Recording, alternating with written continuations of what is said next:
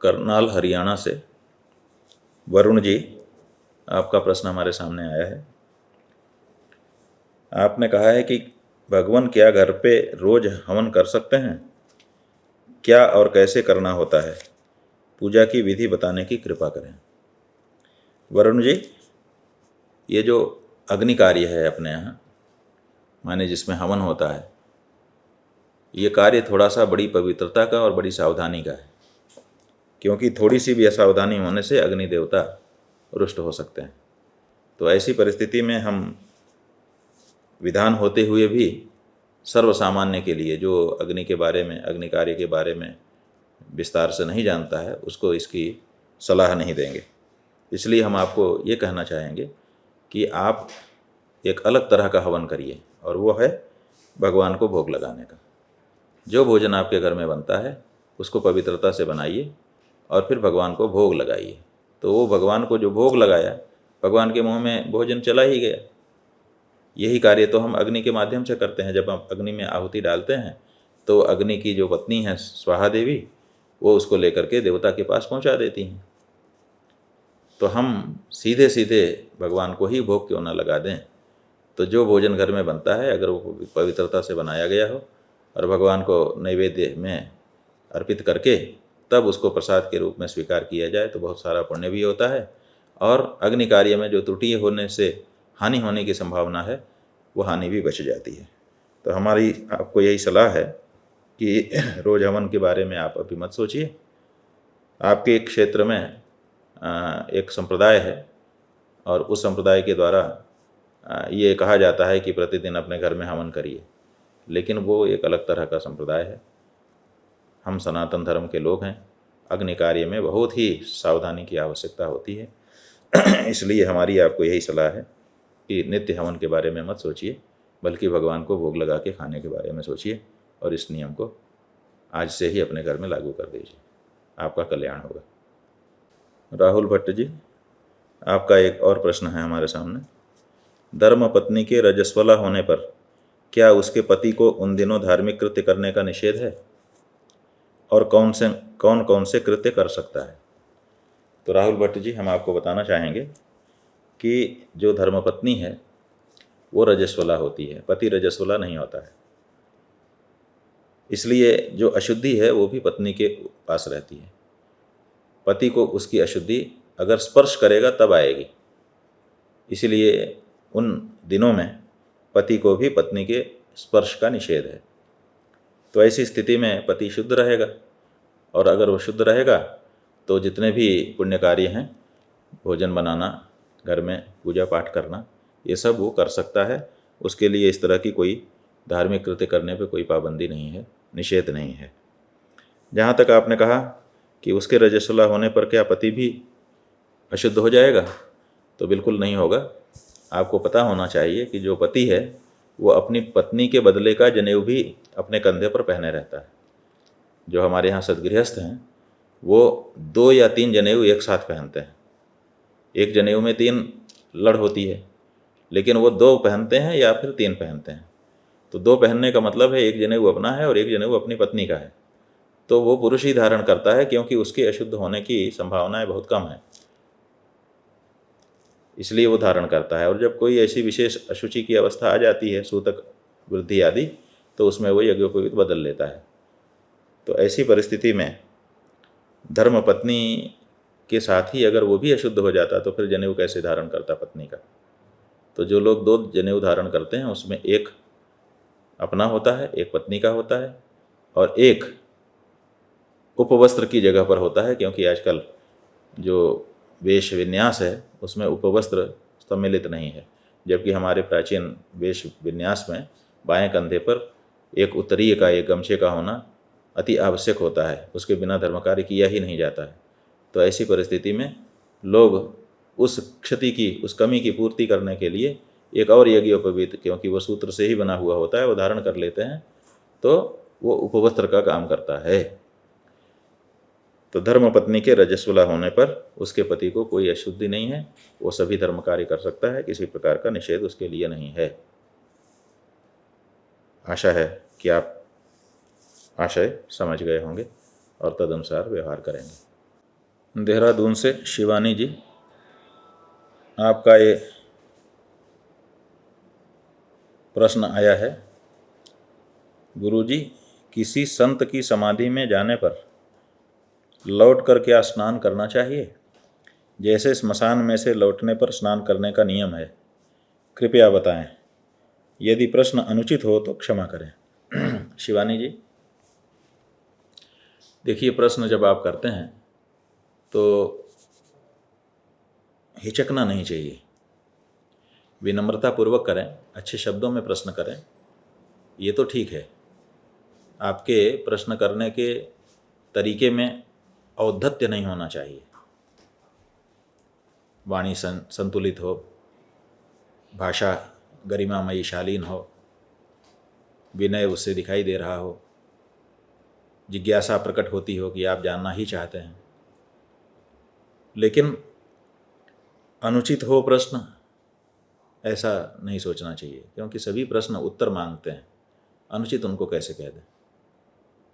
उत्तर उचित अनुचित हो सकता है, प्रश्न कैसे उचित अनुचित हो जाएगा? इसलिए प्रश्न पूछने में और विशेषकर हमसे पूछने में किसी प्रकार का संकोच करने की आपको या किसी को भी आवश्यकता नहीं है, क्योंकि हमें चाहते हैं कि आपके मन में जो बात है वो निकल आए, ताकि कम से कम उसके बारे में कोई समाधान का वाक्य प्रस्तुत किया जा सके। प्रश्न को मन में मत रहने दीजिए। अब आपके मन में ये बात आ गई कि समाधि में गए, समाधि से लौट करके क्या करें? जब हम स्मशान में जाते हैं तो वहाँ क्या होता है? स्म का मतलब होता है शव, और शान माने जहाँ सो रहा है। जहाँ पर शव सोता है उसी जगह का नाम स्मशान होता है। तो ऐसी परिस्थिति में ये जो संत की समाधि है, ये समाधि भी तो एक तरह का स्मशान ही हुई, ऐसा आपका मानना है। क्यों? क्योंकि यहाँ पर भी शव है। तो जहाँ पर शव होता है उस स्थान को स्मशान कहते हैं, इसलिए समाधि वाला जो स्थान है वो भी स्मशान ही हुआ। यही ना आपके मन में बात है? तो हम आपको इस बारे में थोड़ा सा स्पष्टीकरण करना चाहेंगे, और वो स्पष्टीकरण क्या है? वो ये है कि हमारा शरीर शव कब बनता है? जब इसमें से आत्मा निकल जाती है, जब इसमें आत्मबुद्धि हम नहीं रखते, तभी ये हमारा शरीर शव हो जाता है। माने जो मरा उसका शरीर शव होता है। तो आपको पता होना चाहिए कि जो सामान्य लोग हैं वो मरते हैं और जन्मते भी हैं, लेकिन जो समाधि वाले संत हैं, जिनकी समाधियाँ लगाई जाती हैं, वो मरते नहीं हैं, वो ब्रह्मलीन होते हैं। तो मरने में और ब्रह्मलीन होने में अंतर है। इसीलिए आप देखेंगे जब किसी का चित्र लगा रहता है तो लिखा रहता है जन्म अमुक संवत, मृत्यु अमुक संवत। कहीं कहीं मृत्यु को स्वर्गवास भी लिख देते हैं कि जन्म फिर स्वर्गवास। तो ये जो जन्म और मृत्यु की तिथियां हैं, इससे पता चलता है कि ये जन्मा और फिर मर गया। लेकिन जो संत हैं वो मरते ही नहीं हैं, वो ब्रह्म में लीन हो जाते हैं। इसीलिए जब वो मरा ही नहीं तो उसका शरीर शव हुआ ही नहीं, और जब शरीर शव नहीं हुआ तो फिर उसके छूने से, उसके पीछे चलने से, वो जहाँ पर है वहाँ पर जाने आने से आपको अशौच नहीं लगता है, अपवित्रता नहीं आती है। और इसीलिए जो सन्यासी हैं, विशेष करके दंडी सन्यासी, वो ब्रह्मलीन होते हैं, और ब्रह्मलीन होने के नाते ही उनका जो शरीर होता है वो अपवित्र नहीं होता। वो जिस समय आप समझते हैं कि ये मृत्यु को प्राप्त हो गए, उस समय भी उनका शरीर, इसीलिए उनको लिटा करके नहीं ले जाया जाता, उनके चेहरे को बांध करके नहीं ले जाया जाता, उनको आसन पर बैठा करके, पद्मासन लगा करके, सामने हाथ रख करके, पूरा श्रृंगार करके उनको विराजमान किया जाता है। और समाधि में भी उसी तरह से वो बैठते हैं, वो लेटते नहीं हैं। इसीलिए कब्र में और समाधि में अंतर है। कब्र क्या है? वहाँ पर लेटा हुआ है जो शरीर है, शव, इसीलिए वो 3/6 का होता है कब्र जो है। और ये जो समाधि है ये 2.5x2.5 की होती है। इसलिए 2.5x2.5 की होती है कि बस बैठने के बाद 2.5x2.5 इतना ही। तो जब कोई मरता है तब वहाँ पर अशौच लगता है। इसीलिए सन्यासी जब आप कहते हैं ना कि अब नहीं रहे, आपकी दृष्टि से नहीं रहे, तो नहीं रहे तब उनके शरीर को छूने से आपको सूतक नहीं लगता है, आपको अशौच नहीं लगता है। इसीलिए सन्यासी की समाधि की यात्रा में अगर आप सम्मिलित हुए तो लौट करके नहाना जरूरी नहीं। आप अशुद्ध हुए ही नहीं, आप शुद्ध ही हैं। बल्कि अगर कोई इस बुद्धि से नहा ले कि मैं शव यात्रा करके आया हूँ तो उसको दोष लगता है, क्योंकि उसने शव मान लिया, वो शव नहीं है। तो इसलिए जिन महात्माओं की समाधि दी जाती है, उस समाधि में जाने से श्मशान में जाने जैसा परिणाम नहीं होता है। समाधि जो है वो पवित्र स्थान है, वहाँ पर आप जाएंगे तो उल्टे पवित्रता आपको आ जाएगी। क्यों? क्योंकि वहाँ पर एक ब्रह्मी भाव को प्राप्त पुरुष विराजमान है और ब्रह्म में दोष नहीं है। इस संसार में बाकी सब में दोष हो सकता है, लेकिन अगर कोई सर्वथा निर्दोष है तो वो ब्रह्म है। इसलिए ब्रह्मीभूत पुरुष के पास पहुँचने से अपने अंदर भी अगर कोई अपवित्रता है तो वो दूर हो जाती है। अलग से अपवित्रता आने का तो कोई सवाल ही नहीं उठता है। इसलिए मेरी बहन शिवानी, किसी संत की समाधि में जाने पर लौटकर स्नान करने की आवश्यकता नहीं है। और अगर अपवित्र हो गया ऐसा मान करके स्नान करेंगे तो उसका दोष भी है। और प्रश्न अनुचित है तो क्षमा करें, जैसे शब्द बोलने की ज़रूरत नहीं है। आगे भी जब आपको कोई ऐसा धार्मिक आध्यात्मिक प्रश्न आए तो उस बारे में ज़रूर पूछ लीजिएगा, बिल्कुल हिचकिएगा नहीं। आपने ये जो कहा कि समाधि में और स्मशान में, इसका मतलब है कि आप थोड़ा सूक्ष्म विचार करती हैं, तो अच्छा लगा हमको ये जानकर। ज्योतिषी ने मेरे पुत्र की कुंडली में अल्पायु बताया है। मन बहुत अधिक चिंतित है। दीर्घायु बनाने के लिए क्या मार्कंडेय मुनि जैसे सभी को प्रणाम करके दीर्घायु का आशीर्वाद मांग सकते हैं? क्या इस युग में ऐसा करने से ये उपाय फलित होगा? हम और क्या करें? अधिक अनुष्ठान के लिए हमारे पास बहुत पैसा भी नहीं है। गुरु महाराज कृपा करिए। नाम नहीं बताना चाहती शिवनी से। तो शिवनी वाली हमारी देवी माता, आपके पुत्र की कुंडली में ज्योतिषियों ने अल्पायु का योग बता दिया है। स्वाभाविक है आपके मन में इस बारे में चिंता होगी, लेकिन बहुत अच्छी बात हमको ये दिखाई दे रही है कि आपको ये पता है कि मार्कंडेय मुनि भी जन्म से अल्पायु थे, लेकिन वो तो चिरजीवी हो गए। अश्वत्थामा बलिर्व्यासो हनुमांश्च विभीषणः कृपः परशुरामश्च सप्तैते चिरजीविनः सप्तैतान् संस्मरेन् नित्यं मार्कंडेयम अथाष्टम। पहले 7 की सूची थी, बाद में 8वां नाम मार्कंडेय मुनि का भी जोड़ दिया गया। चिरायु लोगों की, दीर्घायु लोगों की, चिरंजीवी लोगों की सूची में।